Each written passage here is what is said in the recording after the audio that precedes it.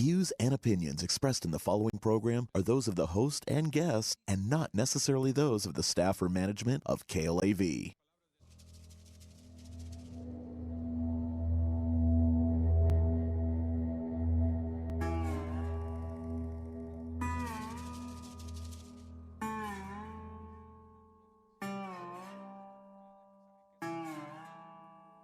Thank you for tuning in to Nevada Justice. We are Parker Shear Lago Marcino. Born and raised in Las Vegas and with over 15 years of legal experience, attorney Andre Lago Marcino has served as counsel in a wide variety of cases. Along with attorneys Daniel M. Ryan and Elizabeth Crommelin, they make up the law firm of Parker Shear Lago Marcino. The information you obtain from the show is not, nor is it intended to be legal advice. You should consult an attorney for advice regarding your individual situation. We invite you to contact us at 702-731-1230 and welcome your calls. Contacting us does not create an attorney-client relationship.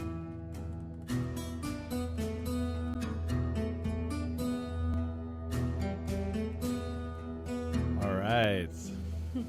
Good afternoon, everyone. Hello. Good afternoon. How you doing today? Wonderful. All right.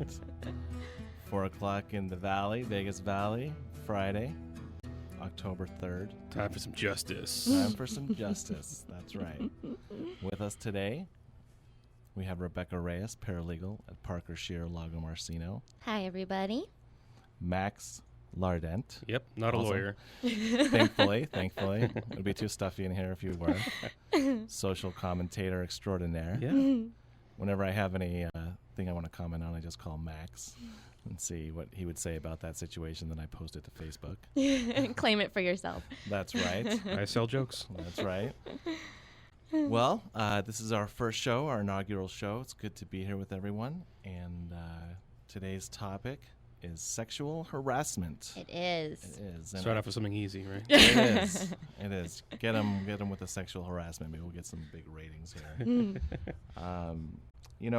I was getting a haircut the other day talking to my barber, Carlos. I'll start with the plugs right away. And he said, sexual harassment, you can't even really say you look nice to somebody anymore without being accused of sexual harassment. And I said, well, not quite. If you want to play it safe, don't say anything. But don't follow it up with groping or patting or dirty language. Usually that's where it crosses the line. Yeah. But if you say you look nice today and you kind of look a little skeevy, then maybe you don't want to do that either. I'm not going to say anything at all. All right. Well, let's move on to our next segment here. Yeah, we're going to talk a little bit about some stories in the news that deal with sexual harassment. And before I get into that, I just want to remind everyone that we will be accepting calls at the bottom of the hour. So just give us a call at 702-731-1230. We would love to hear from you. So I was looking at the Las Vegas Sun, and there was an article in there where the state agreed to pay $99,000 to Alice Valdez. She was a female state capitol police officer. Valdez claimed that 5 male officers talked about having sex with her and actually rubbed up against her in a sexual manner. The officers even suggested that she should be a stay-at-home mom or work for McDonald's. I know Governor Brian Sandoval ordered an investigation into the conduct of the officers, and even though the 5 officers deny their allegations, they agreed to settle. Valdez said she was pleased with the state and found a way to allow her to put this behind her. Yeah, well, this is an example of a couple of different varieties of sexual harassment. I think the first part is the talking. They were really saying some nasty things apparently, and definitely saying unwelcome comments is part of sexual harassment.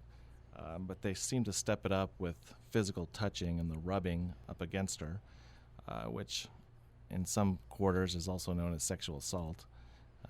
So this seemed like a pretty serious case. You have to commend Governor Sandoval for ordering an investigation. It's the right thing to do. Definitely.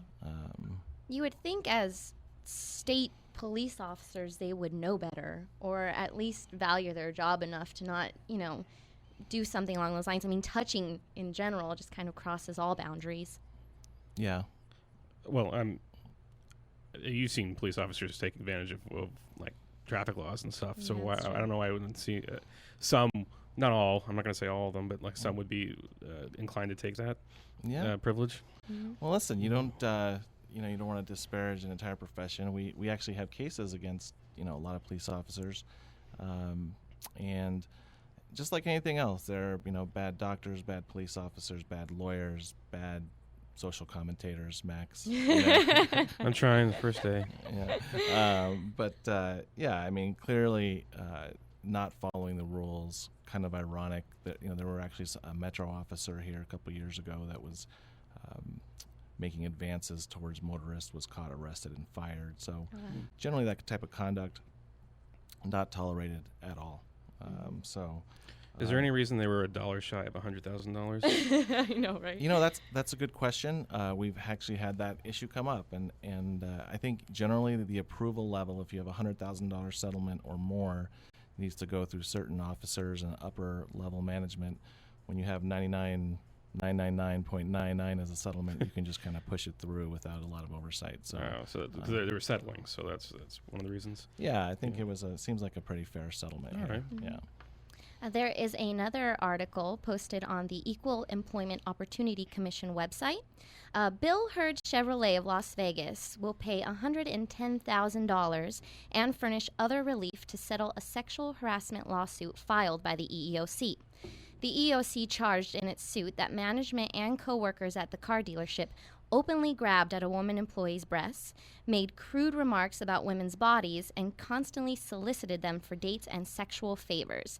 One female employee also was sexually assaulted. The women were told that they shouldn't be in the car business, and when the women tried to complain, they were disciplined, demoted, or at times terminated.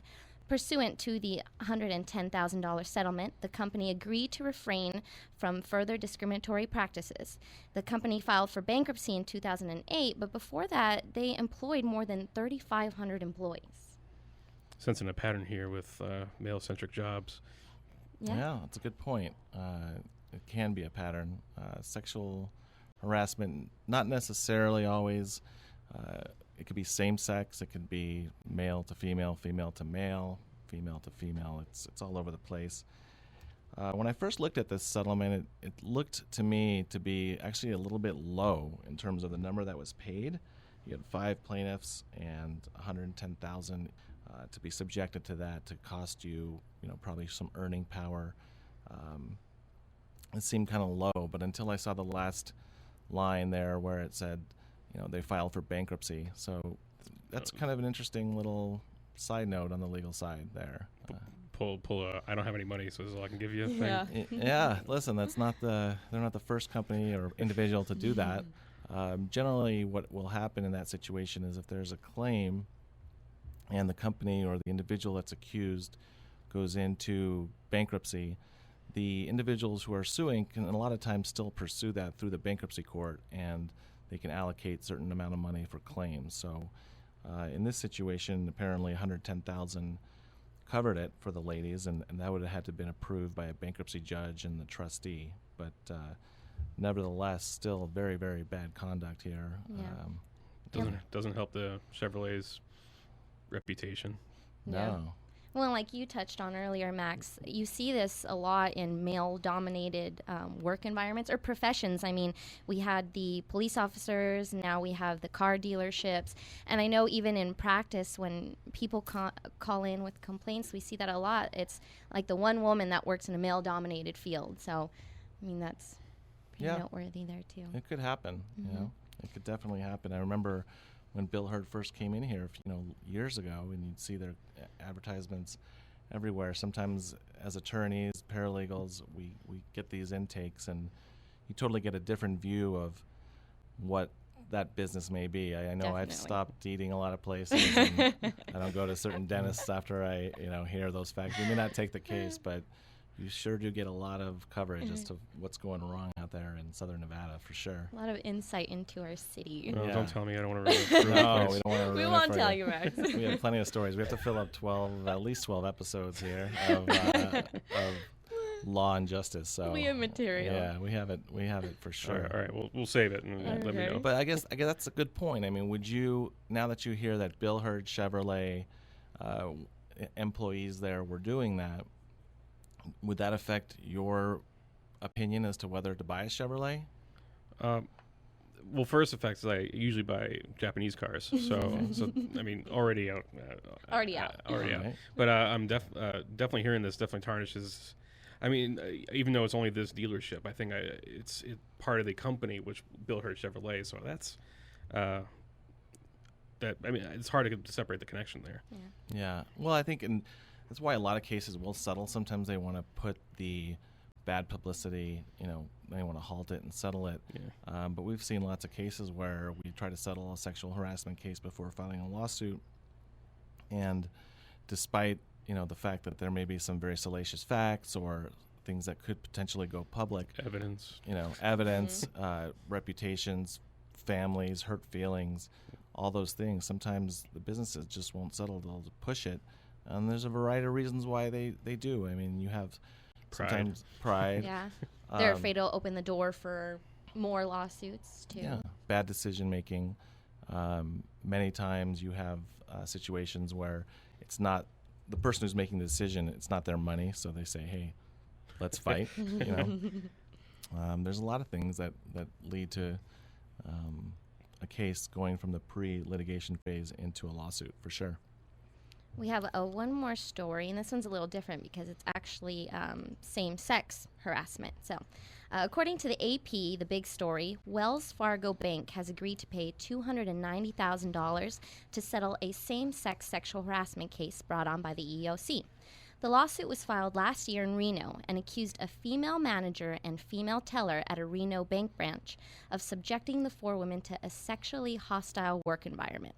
The workers complained repeatedly, and even one teller quit because she could no longer handle the women's graphic sexual comments, gestures, and images. The four women were told to wear sexually provocative clothing to help attract customers and to advance in the workplace. Tony Timmons, an assistant vice president for Wells Fargo in Las Vegas, said officials believe this case constituted an isolated incident. The lawsuit said the inappropriate behavior included touching the teller's breasts and other parts of their bodies. They were frequently subjected to comments about male genitalia, sexually obscene gestures, and graphic discussions of sexual behavior and activities. This is the raciest bank I've ever heard of. Yeah. I don't know if you want to touch those deposit slips over there. I know, right? Yeah, it's kind of a little dirty there. Must be just a few miles outside of town. Sure. Oh, that's what it is. Isolated. It's also a bank. It is. It's never happened before. Yeah. Well, I think this is an example of poor training and poor understanding of what your branches are doing. I mean, obviously Wells Fargo is one of those banks maybe that some people might say is too big to fail. And so it doesn't seem like they're really keeping track of their branches and the behavior. If there was a manager at the bank that was doing their job, probably this stuff wouldn't be going on. Sure. It brings up what is a hostile work environment. If you have everybody in the work environment showing sexual related images, those types of things, is it really hostile? I think that's if everybody agrees, maybe it's not. Maybe there's not somebody who's so offended. But for most people, you're going to find in a bank, they really just want to go to work. They want to earn money for their families. They don't really want To deal with all that. It kind of, salacious. You think you're going into banking to keep track of everything, balance out your drawer, maybe make manager, earn a living. Position. Yeah, it's a conservative profession for sure. Don't they have uniforms that they wear, like shirts? This is Wells Fargo on them. Yeah. So I don't know. Would they cut the shirt open, Or or badges how are of they? Yeah, it's probably an interesting bank. I don't know. And a lot of customers really don't want to deal with that garbage. No. It's there's there's lots of different. I don't want to spend more time in a bank than I need to. Exactly. You already have to Right. wait in line for so long Right. anyway. So Yeah. Who knows why it took so long to get your deposits over there? You know what I'm saying? Well, now we know. Yeah, but this is an example. I think you raise the issue of same sex or male dominated professions, and Oh, here, not that. I mean, I don't know if bank tellers are male dominated or female dominated, but here you have females on females telling, hey, dress it up, dress it down, however you want to describe it, and they seem to take offense to that. So the proper procedure probably at that point would have been for the people that were offended to take it to the higher levels of the bank. And if they had done so, probably, hopefully, it would have been put to a stop. But in this situation, it didn't. It got to the point where they went to the EEOC. And the EEOC is just one step in a long line of steps that can be taken to squash sexual harassment situation as a company. Usually you can do it internally. If you don't do it internally and it gets away from you, at the EEOC level, somebody's going to file a charge, and the EEOC, the Equal Employment Opportunity Commission, will investigate that charge, sometimes faster than you want, sometimes slower than you want. It depends on the office. But they'll also then put you in a mediation and try to settle the claim. If they can't settle at that point, then you can ask for what's known as a right to sue letter. Statute says, I think 6 months, I may be wrong on that, but after 6 months you can ask for that. In Nevada, surprisingly, you can go in after you file your charge. They're so behind, they're years behind, that if you ask for a right to sue letter, they tend to give that to you within a couple weeks, and then you have to sue if you can't resolve it. Right? 90 days, that's right. So not a good situation at Wells Fargo for sure. No. Yeah. Talking about the EEOC, that kind of brings us into our next segment here, legal pointers. I know that just from listening to intakes that there are people out there experiencing sexual harassment, and we just kind of wanted to give a few pointers or tips of what you should be doing if you are being put in that situation. Hold on, I think we have a sound effect. Yeah. Ah, very nice. I like that gavel. Yeah. So one of the most important things to do if you are experiencing sexual harassment is to start a timeline of the events. Dre, do you want to maybe elaborate a little more on this timeline? Sure. Well, a timeline is extremely important. Memories fade. People forget. Even some of the most traumatic things, they can either block them out, or there can be so much harassment or so many things going on that you can forget over time. So we highly, highly recommend that if you are experiencing a hostile work environment, sexual harassment, discrimination, any kind of discrimination for that matter, that you document it, that you keep track of it, put it in your iPhone, put it in your phone, write it down. Even if it's just sloppy notes, you can go back later and clean it up a little bit. But for the most part, you got to keep track of that stuff, because what's going to happen is you're going to raise these issues. Potentially somebody is going to either act shocked or be shocked and say, well, prove it. And if you have that timeline, it tends to help a lot, And definitely be as specific as possible. Like you said, I can barely remember, birthdays and things. They're going to want to know the date, the time, the people, the witnesses. So if you can, write it when it happens. Be super detailed, super specific. If you have a text message or something that goes with it, add it on there as well. The next thing you want to do is definitely report the harassment. Otherwise, nothing happens. Yes, Right. Exactly. Right, and that rule usually applies to companies that don't have an ability to track what every single one of their staff or employees are doing. So 3,500 car dealers. Sure, there you go. It's a perfect example. Now, there are exceptions to the reporting requirement, but if you want to get something done, you're not expected just to sit there and set the business up. You want to try to get it fixed. Public policy wants you to try to get that fixed. So you want to go up in your chain of command, or very least go to human resources and give them a chance to fix it. One of the things that you want to do is in not only going back to the timeline issue, you want to keep track of your witnesses, your phone numbers, your evidence. If there are text messages, keep them. If there are emails, keep them. If you have recordings, the interesting issue that gets brought up with recordings, a lot of people don't know this, is Nevada, in person at least, is a one-party consent state. So you can actually record somebody without their knowledge if you are in their present and you're a party to that conversation. For example, obviously we're being recorded here, but if we were to have a private conversation in the green room before this, I could have been recording you, and that would be well within the law. But if I left the room and left my phone recording, that would be against the law. Because So as long as you're there. As long as you're there, that's right. And you cannot do it on the phone without the other party's consent. So many times you'll hear that little disclaimer when you call any business, hey, this phone call is being recorded for training purposes or other purposes. I'm not sure there's a lot of training going on, but they're just letting you know, hey, this is potentially being recorded. So we're giving you some reason why it is. Yeah, and they're disclosing it. Maybe the reason's not right, but you've been told, And sometimes you have that. I mean, we've had clients, it's hard to, when you have somebody who's accused of making nasty remarks, generally they're going to deny it. Generally. There's a big one in the news for that one.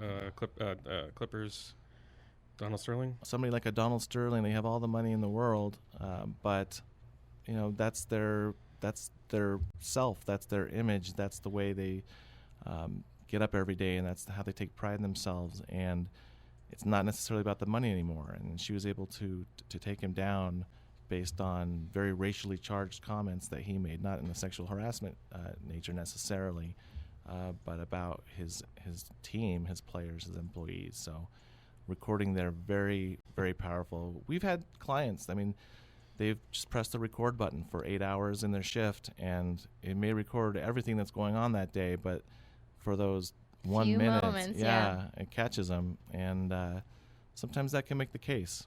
I think a jury may believe that it happened all the time if they heard one day of it going on all the time. Yeah. So it just depends. Trying to sell pen microphones. Yeah. Yes. Yeah, that's right. Go to the spy shop, you'll be good. Yeah, hey, it's on your iPhone. It's a pretty standard app. Oh, that's right. I don't have a lot of apps, but that's one of them. Sound recorder. Yeah. And and going along with reporting the harassment, if you do follow your chain of command, which should be in every company handbook, if that still doesn't result in anything, you can always do an EEOC charge. Mm-hmm. That's a form of reporting it too. You just go down there, you interview, you fill out a form, and they file it for you. They do. They're very helpful. Mm-hmm. It's in the federal court building there. I think it's 333 Las Vegas Boulevard, if I'm not mistaken. They're on the 8th floor. And you can go over there. They will help you make an appointment, and they're very able staff over there, very knowledgeable, and they are more than willing to help you make your case there. And I know we briefly touched upon this, but text messages, photos, evidence, do not throw anything away. I know a lot of times we've gotten text messages from harassers to the victim, Facebook postings, messages, all that sort of stuff. So don't throw anything away. Oh yeah, for sure. Why is that important, Christian Gabroy? Well, I'm so glad to be here. I came right from court, and it's a pleasure to be here on the premiere issue of the premiere show of the I guess it's Nevada Justice. Yes. That's right. And I'm looking forward today to talking about some of the issues that arise in sexual harassment cases, and some of the issues that I've seen a lot of that have developed in my sexual harassment cases. Going forward, some of the stuff I didn't see 11 years ago, 10 years ago when I started my practice. Why did you go into you practice primarily in employment law? That's right. A lot of different reasons why I went into employment law, and I know that we have a limited time here, but I could definitely take it all up. It's the classic David versus Goliath type of case. In most of my employment cases, I've litigated enough of these in state court or federal court that I call it like the lone wolf type theory. It's usually my individual plaintiff comes out against the company, and by the time the lawsuit has been initiated, the company's attorneys have gotten a hold of most witnesses, and it seems sad to say, but some of the recollections at the time, period when some of the sexual harassment stuff was going on, a lot of it has changed. So that's where I get with the lone wolf type of theory, and then it's really the David versus Goliath triumph that we can have. My history in high school, I was a wrestler, so I always loved going out and being the one out there and then fighting. And I think I sort of transfer that over to the practice of law. And I've dealt with small cases, $1,000, $2,000 cases up to $10 million, $12 million cases. That's I think, yeah. I think it doesn't happen, all the time. But I I think juries relate, to these issues. Obama was just speaking on 60 Minutes, and he was talking about there's still a huge disparity that we see with women's pay compared to men's pay. I think on average, women still only earn 72 to 73% of what men earn on average. And you can translate that over into a lot of, sexual harassment, whether it be disparate impact or direct animus sexual harassment cases. Unfortunately, we have a long way to go. But I think juries tend to understand these cases. They tend to understand what, happened to women in the workplace. Well, I know that you've been practicing for about 11 years now, right? You're licensed in Nevada and Illinois. That's correct. How much experience do you say you've had with sexual harassment cases specifically? Specifically, hundreds of sexual harassment cases I've dealt with. And whether Illinois is a little bit different than the jurisdiction we have out here. In Illinois, you can still bring these cases within what's called a commission. Here, and we were big proponents of it, Tick Sigerbloom sponsored what was Senate Bill, I think it was 217, which was really going to add teeth to the sexual harassment law under state law. So what we file in state court, and then it's removed to federal court. But whether it be direct animus or disparate impact type of sexual harassment cases, I've done. I never really, put a count to it, but hundreds. Yeah. Hundreds of them. What's direct animus? What's that? Well, direct animus is where you have direct evidence of sexual harassment. Such as? Well, you have comments that are made. You have statements, that people made. Like recorded stuff, or Yeah. does it need to be recorded? I mean, one of the first helps. cases, Yeah. one of the first cases I took when I moved here from Chicago, it was against a construction company. And the owner of the construction company told my client in an email that if she wants her bonus, she can suck something like it's peanut butter. So that's something like what's direct animus I would evidence. say so. And most of the time we don't have direct animus evidence. We have what's called disparate impact when we're proving by inference. It's 2014, so a lot of companies have gotten smart that you don't put these things in writing, you don't do these things in writing, but you prove it by inference. For example, a woman that has been in the same situation, the same pay rate, and hasn't advanced to a similarly situated coworker. Oh. Can I ask you, how do you deal with the sensitive issues in a sexual harassment case? I mean, you have so much sensitive issues on there. How do you handle that? You have to. That's such a good question. I'm glad that you asked it. It is a sensitive area, and I've handled, unfortunately, rape cases involving Title VII. Most of the time, I deal with rape cases are usually in like a fast food enterprise or like a something where you have a manager who's maybe in his late 20s, and then you're employing a lot of younger girls who are working there. So the manager in late 20s usually goes out and goes parties and then provides these younger girls with alcohol, and that leads to a lot of trouble. And I've dealt with cases where I've actually had to tell the parents what's happened to their daughter, and so it's extremely difficult because what the defense likes to do is almost like a rape shield type of situation, is they try to instantly cast the blame on the individual, and so you have to walk like a fine boundary with that type of walk when you do it, especially when you present it to the jury, because it is such a sensitive nature, and it is very, very emotional. Especially if you're dealing with like teenage girls and. Oh, absolutely, absolutely. But things that the law needs to protect, and it's right there. You have to take it. You take it on a case by case basis. Everybody has different reactions to every thing that's happened to them, and based on a case by case basis, I try to fulfill my client's desire to get justice, but at the same time to protect their rights, so they're just not basically cast with a blemish or anything like that. Right. Would you say that that's like one of the areas you least enjoy handling with a sexual harassment claim? Like, what's the hardest part of a case like that? The hardest part always in any type of case is when your heart, I've gotten to the situation now that if I don't feel like I need the client, if I don't like the client, or if their personal conflicts with the client, I don't take the case. So I devote a lot of my time, I devote a lot of my attention, and I devote a lot of my persona into a case. And the most difficult thing basically in a case is when a jury sees it a different way. than how you sought it. And also what I deal with a lot of times too is employers' attorneys who are very well heeled. In some of my cases, I remember I just did a deposition in California.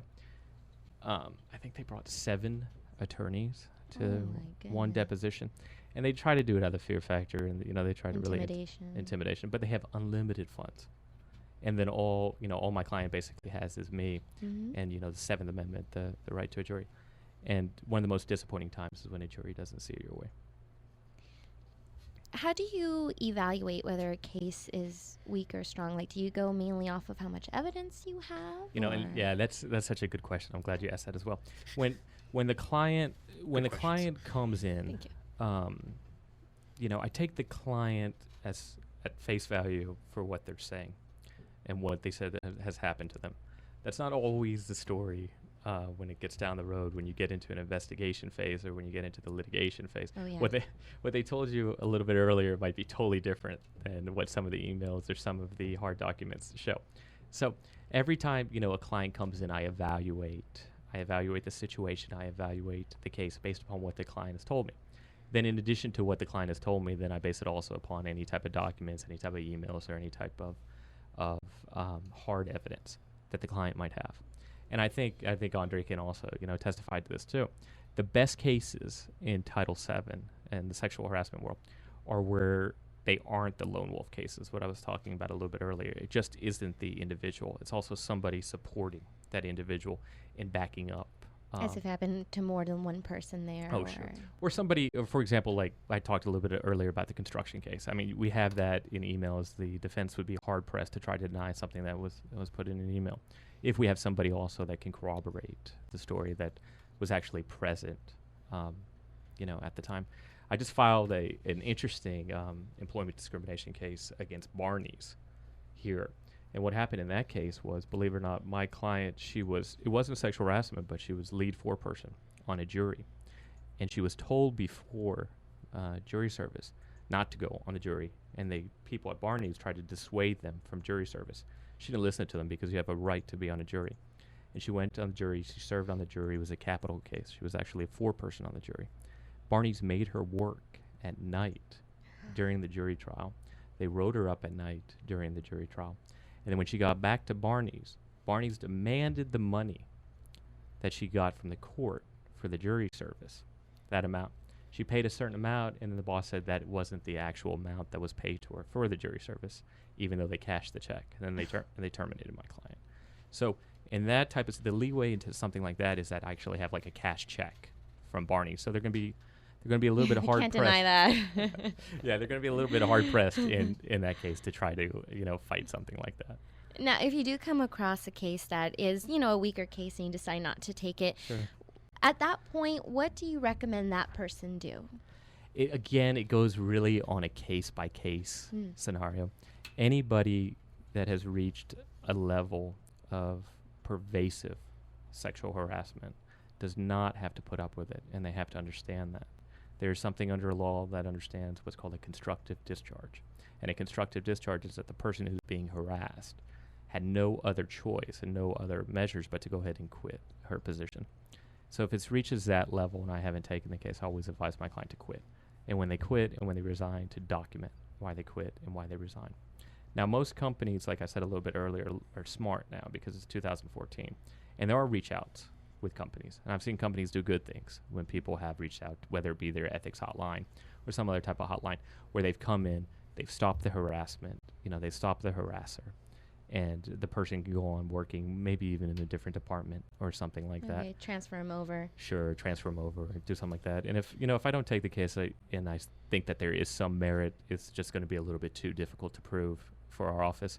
What I usually do is direct them to the EEOC, and the EEOC is the Federal Equal Employment Opportunity Commission, which oversees all sexual harassment with employers with 15 or more employees.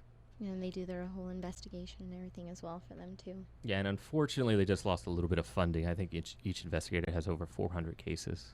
Oh, wow. Right now. Ooh. Yeah, So I know it can take up to 2 years for them to At complete least. an investigation. Yeah, at least. At least. Before you hear anything. Well, thank you so much, Christian Gabroy, for stopping by. It's been my pleasure to be here. Thank you for having me. If you want to ask Mr. Gabor any questions or ask us any questions, we are taking calls at the end of the show. The phone number is 702-731-1230. Now, I know a lot of times people are like, well, do I have a case? Do I not have a case?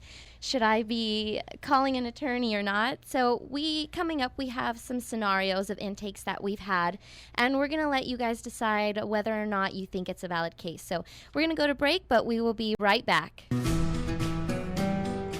Welcome back, everyone, to Nevada Justice. Thank you for listening. So we're going to go ahead and talk about whether or not there is a valid case here. Now, Max, I know that you are not in the legal profession like the rest of us. So this is going to be fun to see if you can guess whether or not it's valid. And Dre and Christian, if you guys want to chime in too. Oh, good. So here's the first one. There is a woman who works at a well-known jewelry store. Her manager keeps asking her if he can buy her from her husband. He also called her a whore in front of customers. When she reported it to the district manager, she was moved to another store for 2 weeks until being fired and called a troublemaker. Can she sue for sexual harassment? Max? For the first part, yes. For the second part, no. What do you guys think, Christian? Dre? I think it's a great case. Send that person to my office. Yes. on both counts. Yes, I think that is a good case. That's retaliation, number one. I mean, retaliate against her for making a claim, and then that language just highly inappropriate. Do you think it's odd that they moved her to another store for 2 weeks before firing her? Like, what is their thinking in doing that? Oh, I've like stopped thinking what's odd what like companies, what companies do, because I've seen everything. I mean, I'm surprised they didn't keep her like in the other store, longer and things like that. Maybe they're trying to come up with an excuse. I don't know. Yeah. Saying that they did everything they could before it was time to get rid of her, and calling her a troublemaker at that. That's interesting. She did make some trouble for him, but she should have been fired. The next one we have, a man works in the automobile industry, and the owner of the store he works for has been texting him sexual messages nonstop. The manager constantly hits on him and tells other coworkers that she's dating him, even though he's married. Can he sue for sexual harassment, Max? Now, I know you've been harping on the fact that we need to save everything, so I think you can definitely sue on this one. Christian? Okay, in this situation, you have the manager that is texting the subordinate employee? Yes. Yeah. It depends on the level of the texting, exactly what it was texting. But I think they Yeah. Yep.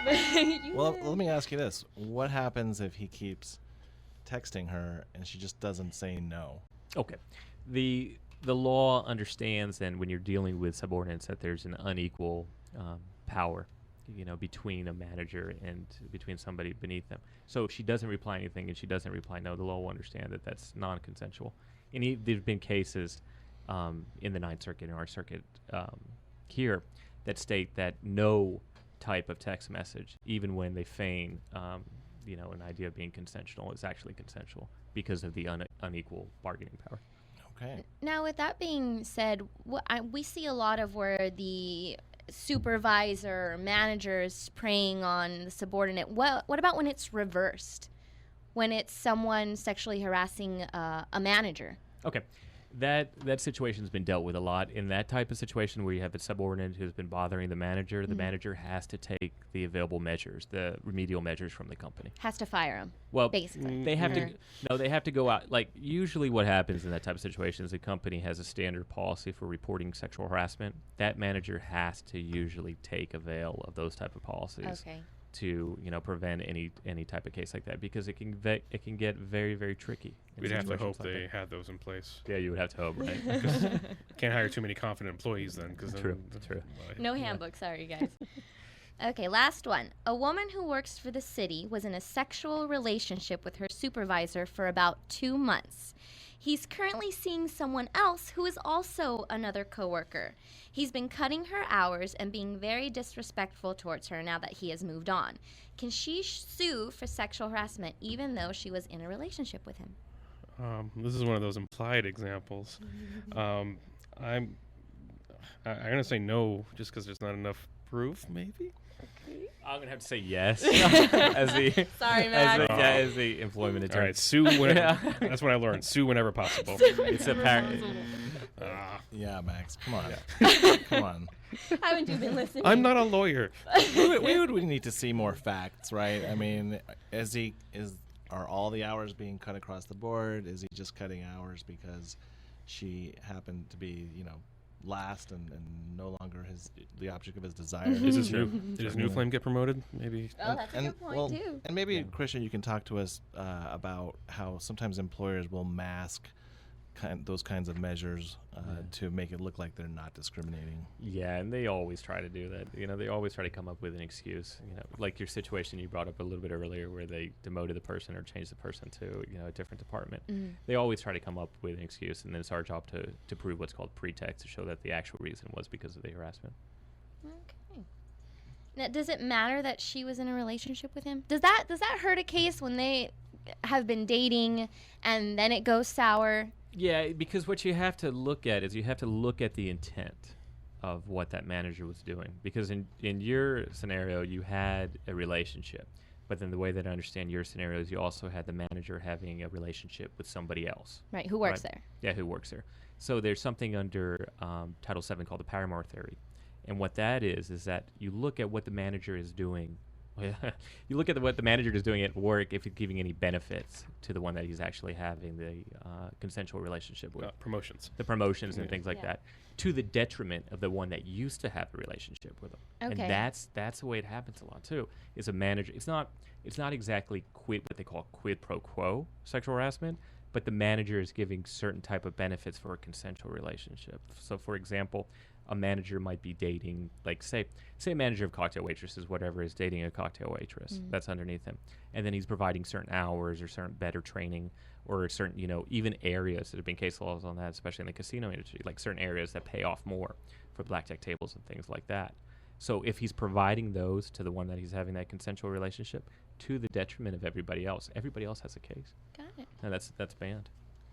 Now, we are going to go to break again because it's that time to take phone calls. The phone number here is 702-731-1230. So if you have any questions for Mr. Gabroy, Andre, me, or Max, just give us a call, 702-731-1230. Hi, everyone. Welcome back to Nevada Justice. I just wanted to have Max talk about this fundraiser that he's doing for Extra Life. Max, why don't you tell us a little bit about that? I'm with a comedy troupe, Happy Hour Improv, and we are raising money for Extra Life. It's a campaign that helps raise money for Children's Miracle Network hospitals, so that children in need can get the treatment that they desperately need and maybe can't afford. So we are having a benefit show. We have a show that's normally first and third Wednesdays of every month. The next one is Wednesday the 15th. And instead of charging tickets, we're actually just going to ask you can pay whatever you want. It can be $1, $20, whatever. And whatever we rake in, we get all of it goes towards the Extra Life and Children's Miracle Network. It's going to be Wednesday the 15th, 8 p.m. at the Sci-Fi Center. That's 600 East Sahara Avenue. Awesome. Definitely check that out. Definitely. We have someone on the phone named Robert. Robert, you there? Yes, hello? Hi. Why don't you tell us a little bit about what you're calling in about today? Yeah, so, I was just wondering if I can get some advice. Well, I'm a bartender at a casino here in town, and I've been working there for about, 7 years. So recently there's been a server who works with me. She said I have been harassing her. She reported me to HR, and now I'm on paid leave until they finish their investigation. Okay. The thing is that I never once harassed her. Okay, what did she say you did? I have no idea. I guess, I have no idea. Well, that's pretty common. What happens in that situation, Christian? Well, yeah, as a subject of investigation, what you always have to do, number one, is tell the truth, and especially when you're saying that there was no harassment or there couldn't be anything that was perceived to be harassment. And what we talked about a little bit earlier, hopefully the company is going to do a good, fair, and impartial investigation. All right. Well, I hope that we helped you a little bit. Just like you said, be honest and work through the investigation and see what happens next. Yeah. Yeah. Well, thank you, everyone, for listening to Nevada Justice. We want to thank Christian Gabroy for coming in from Gabroy Law Offices. You can reach him at 702-259-7777. Max Lardent. We want to thank Brandon Feitcher for the music Tumbleweed Town, as well as Joyce Vetter for Home Means Nevada. All right. Thanks, everyone. See you next week. Bye. Bye. Bye.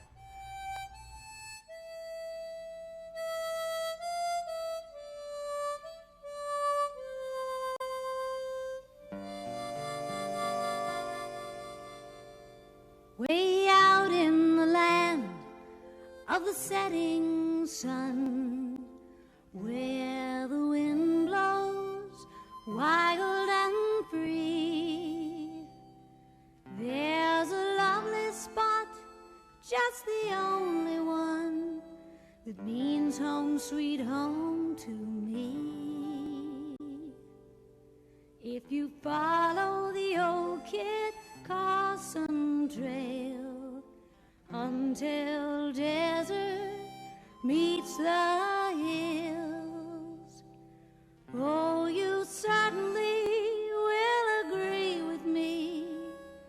It's a place of 1,000 thrills.